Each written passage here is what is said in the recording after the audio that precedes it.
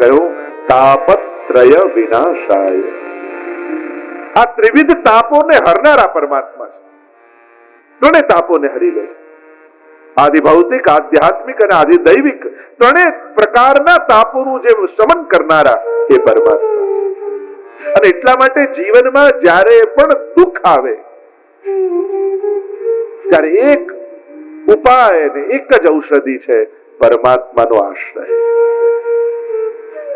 કોઈ પણ પ્રકારનું સંકટ જીવનમાં આવ્યું, કારણ કે દુનિયાના લોકો મદદ કરી શકશે, સુખી નહીં કરી શકે. કોઈની પણ મદદથી ગેરંટી ના આપી શકે કે હવે તું સુખી થવા, હેલ્પ કરી શકે. સુખી કરનારા કેવળ પરમાત્મા છે. અને એટલા માટે પ્રણત ક્લેશ નાશાય ગોવિંદાય નમો નમઃ. એટલે કહ્યું ક્લેશના નાશક પરમાત્મા છે. અને આ જ અમોઘ ઔષધિ છે કે જ્યારે પણ પરમાત્માની શરણે તમે જાઓ ત્યારે બે હાથ જોડીને એ જ વિનંતી કરો કે પ્રભુ હું આપનો છું,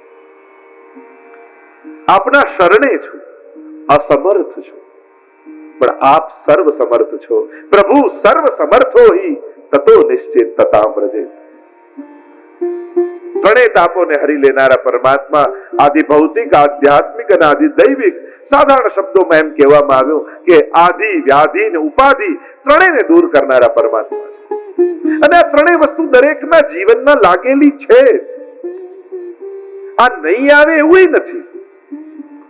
આ તો ચાલતું જ રહેવાનું. દરેકના જીવનમાં કોઈક દિવસ સારો જાય, કોઈ દિવસ કંઈક વિપરીત જાય, પણ જેનો ભરોસો દ્રઢ હોય ને એને ભગવાન બધેથી ઉગારી. તો એ ભગવાન કોણ જે બધું ઉગારનારો છે, બચાવનારો છે? તો અહીંયા એ જ કહ્યું તાપત્રય વિનાશાય